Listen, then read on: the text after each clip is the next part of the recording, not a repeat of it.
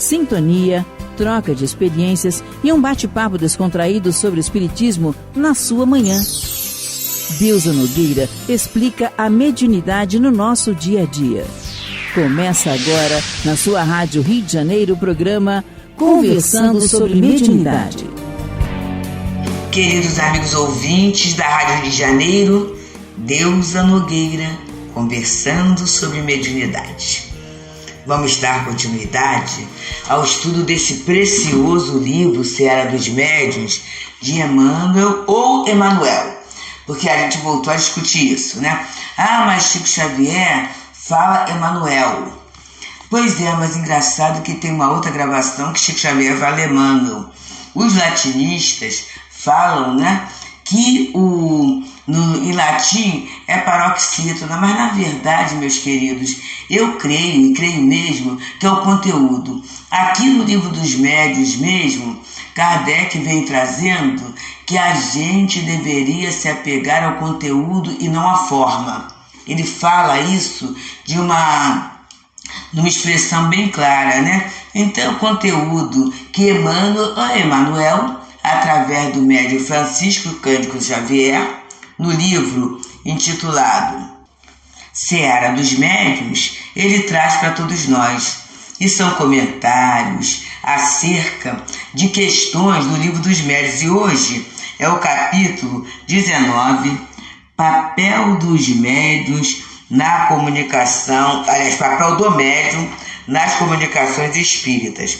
E ele vai analisar o terceiro parágrafo do item 224, em que ele vai dizendo assim para nós: daí decorre que, salvo algumas exceções, o médium exprime o pensamento dos espíritos através dos meios mecânicos que estão à sua disposição, e que a expressão deste pensamento pode e deve mesmo, muito frequentemente, ressentir-se da imperfeição desses meios.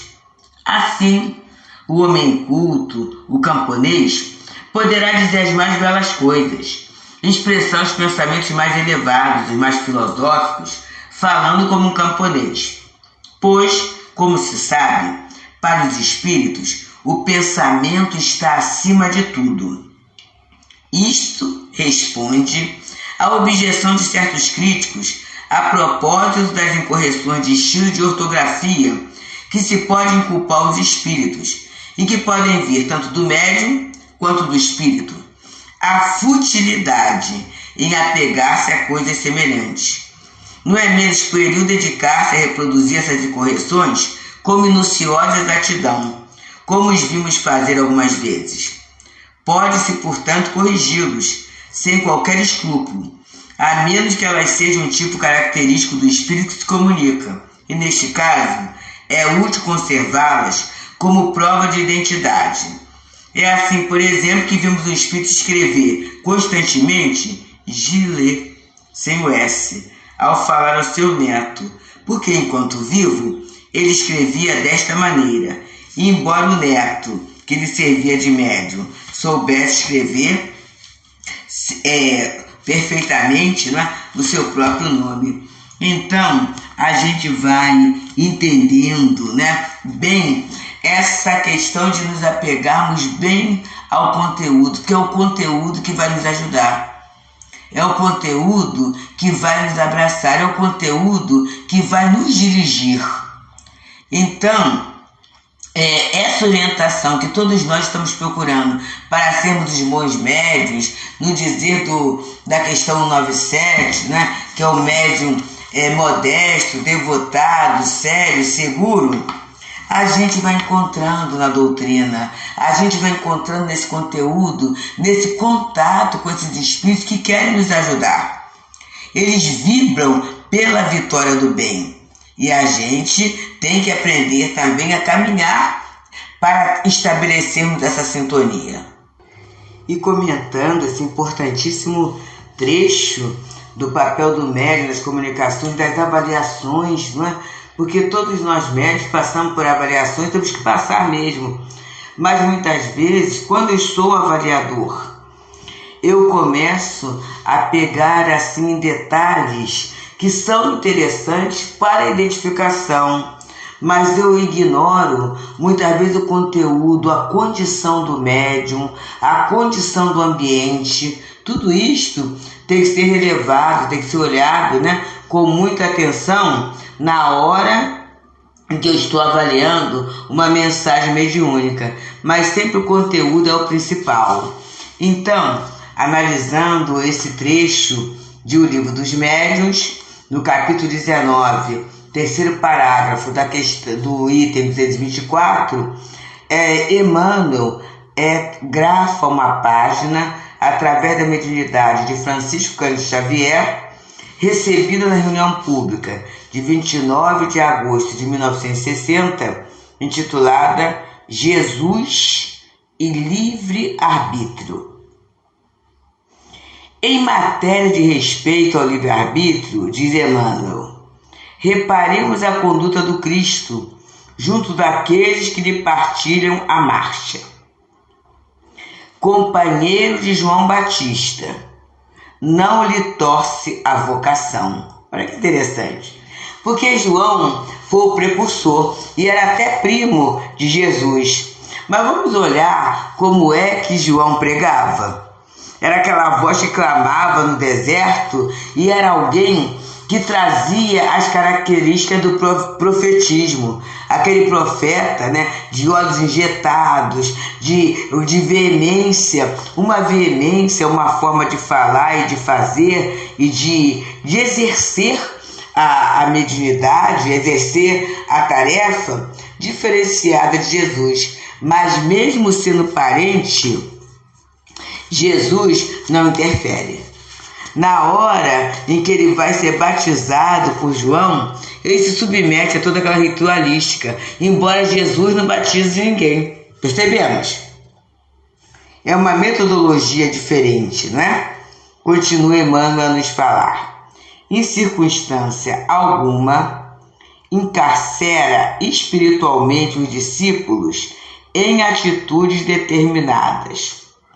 E ele vai trazendo aqui, ajuda sem pedir adesões, ensina sem formular exigências, escarnecido em Nazaré, onde fixara a moradia, não procura evidenciar-se, renova Maria de Magdala sem constrangê-la, não ameaça Nicodemos, porque o doutor da lei não lhe compreenda de pronto a palavra. Não exibe poderes divinatórios para impressionar o sinédrio. Permite que Pedro renegue a vontade. Deixa que Judas deserte como deseja. Confere a Pilatos e a Antipas, pleno direito de decisão. Então, olha só, gente, nós estamos vendo aqui atitudes que nós, talvez, se passássemos pela circunstância, a gente teria uma receita certinha. Que é muito fácil a gente exercer ensino ou exercer poder pelo conhecimento em relação ao outro.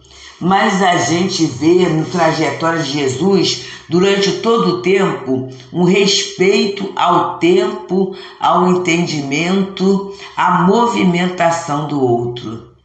E isso é para nós, meus amigos. É para nós. Quantas vezes, e aí como nossa questão é sobre a mediunidade, no exercício da mediunidade, no trabalho mediúnico, na sala mediúnica, a gente começa numa postura de imposição, querer impor a nossa vontade, aquilo que a gente sabe, quando na verdade a gente teria que ser atitude de colaboração. E a gente vê que Jesus é esse colaborador da vontade do Pai. E para isso, durante todo o seu messianato, ele passa a humildade, ele transfere para Deus todo o poder, toda a glória. Ele vai passando de uma forma simples, acatando as questões humanas, Porque aqui quando ele fala assim, ele não foi reconhecido em Nazaré, pelo contrário, a sua própria terra, mas ele exerceu a sua profissão, ele ficou quietinho. E muitas vezes, queridos, a nossa produção mediúnica vai ser avaliada. E quem está avaliando tem todo o direito de emitir a sua opinião, né? De ver o julgamento.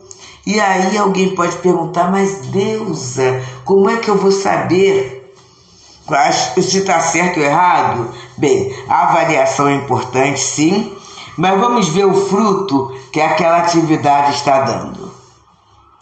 Quantas lágrimas estão sendo consoladas, secadas, quantas inquietações estão passando pelo controle. É esse o padrão que o Evangelho nos dá para a avaliação. Não é tanto o nome que assina, mas é o conteúdo que é trazido. Não é tanto a linguagem polada, ou arrogante, ou incorreta. Não é tanto isso que vai ser levado. Vai ser levado o conteúdo, o resultado, a consequência daquele trabalho, daquela comunicação. E continua Emmanuel a nos falar assim: não impede que os amigos durmam no horto, enquanto ora em momento grave. Olha, meus amigos, a solidão na hora da dor, Jesus nos ensina. Porque às vezes também a gente começa a cobrar, né? Puxa, está doendo. Cadê aqueles irmãos que eu ajudo tanto? Onde eles estão? Estão fazendo o quê? Eu na hora da dor do outro, eu sou solidário. Agora na hora da minha dor, cadê esse povo todo? E aí a gente às vezes até ignora as companhias espirituais e às vezes até as materiais, porque muitas vezes eu reclamo de não assistência, de desvalimento, porque eu gostaria que tivessem certas pessoas ao meu lado. E naquela hora, não são essas pessoas que estarão comigo, serão aquelas que poderão estar.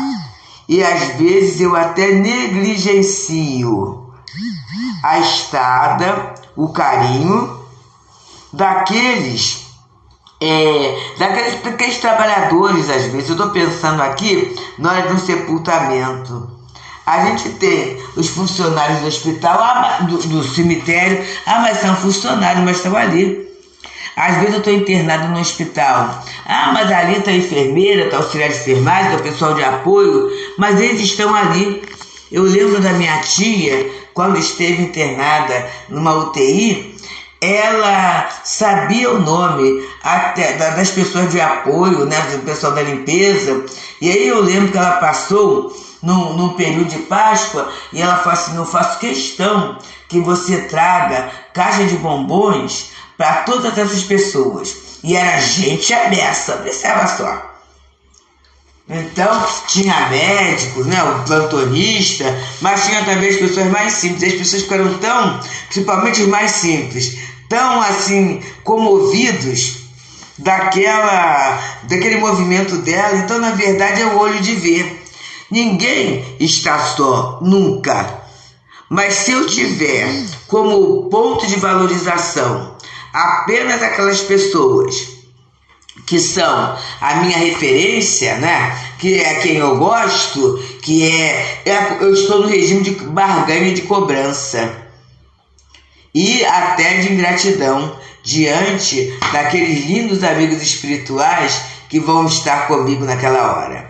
E aí nesse momento a gente sempre faz uma paradinha, uma pausa, para falar da Rádio Rio de Janeiro como uma grande companheira nossa. Olha, quanta gente conversa com a gente através da rádio. E com quantas pessoas eu posso conversar também. Vamos começar a avaliar isso? Vamos fazer com que a nossa rádio possa chegar a mais pessoas através dos likes que a gente vai dando, né? Que o YouTube vai entendendo aquela programação como importante, o conteúdo espírita como importante. Vamos participar através do nosso Clube da Fraternidade, vamos fazer isso, das campanhas, né? Dos momentos que a rádio tem para que ela continue a cumprir esse papel de companhia, né? Para que tantas pessoas não durmam o sono da depressão, o sono do isolamento, essa solidão buscada voluntariamente. E a gente sabe que não é solidão, porque aí enquanto o corpo está dormindo, a pessoa muitas vezes é requisitada por companhias espirituais, nem sempre as mais agradáveis. Então vamos manter, estimular, né? Dar o nosso apoio a essa nossa querida rádio, que é essa rádio que nos faz companhia sempre, até para as pessoas que sofrem insônia. Quantas vezes, né, elas ouvem e tem na rádio aquela companhia para não ficarem com o pensamento tão vazio, tão solto, né? E aí nós estamos aqui conversando sobre mediunidade, estudando a página intitulada Jesus e o Livre-Arbítrio. Estamos no programa 63. Essa página tem a autoria do Espírito Emmanuel, através do médium Francisco Cândido Xavier, e foi recebida na reunião pública de 29 de agosto de 1960. E ele continua falando, né?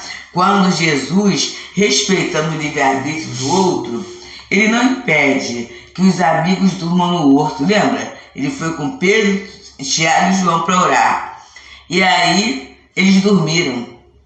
Ele não impede. E ele estava orando num momento bem grave, porque ele sabia que estava próximo a hora do testemunho.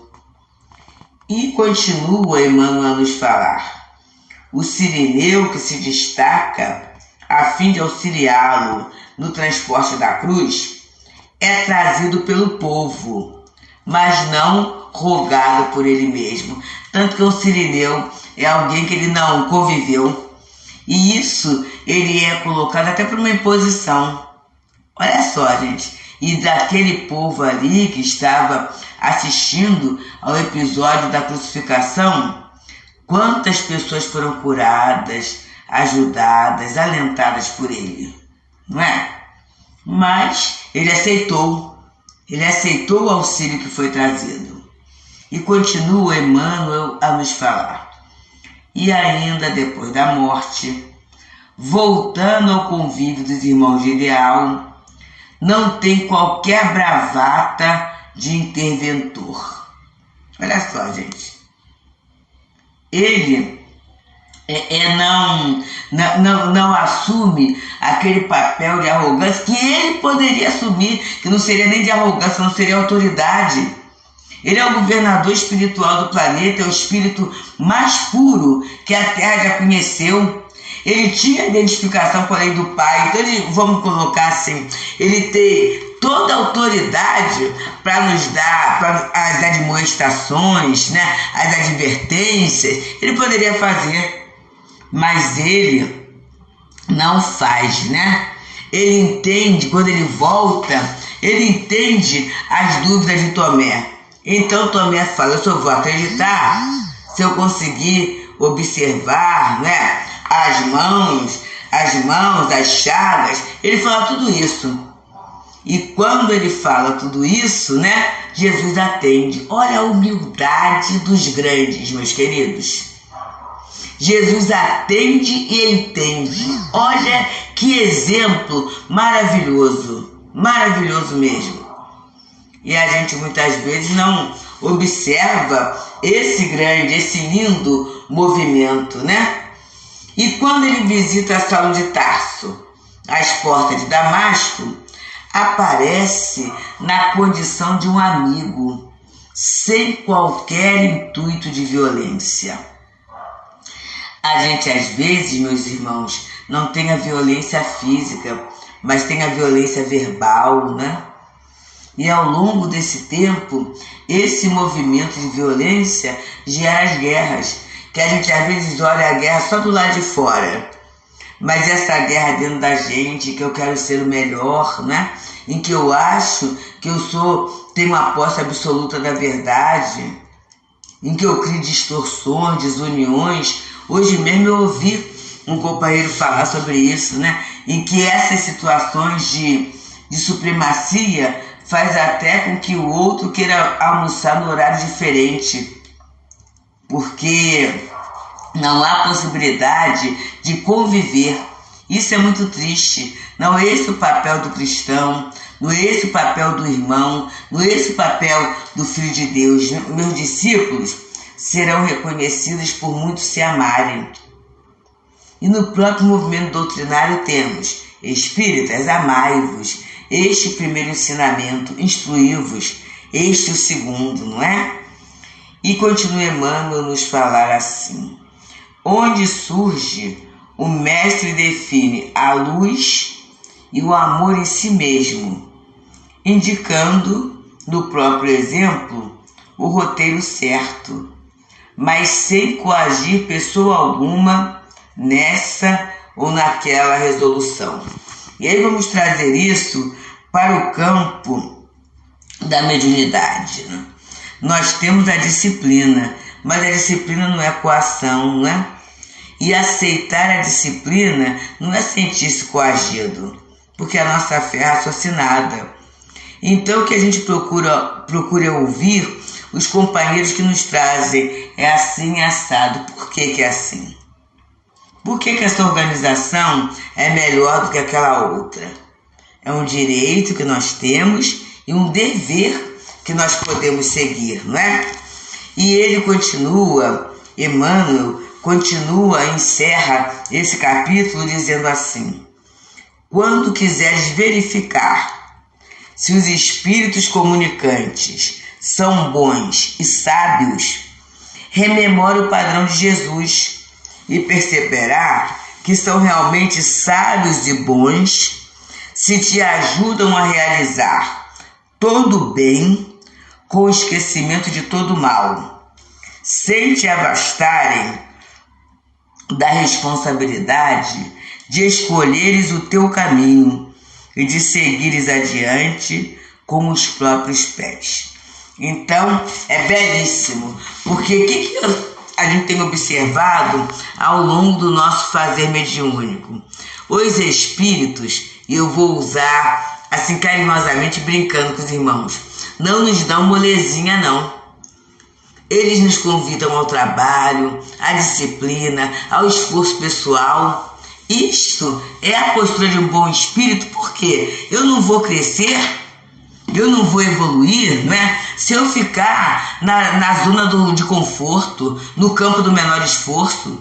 Então eles convidam a gente, né, a esse trabalho. Eles convidam a gente ao perdão, ao silêncio diante das ofensas, que não é fácil também, é um grande esforço, essa caridade moral.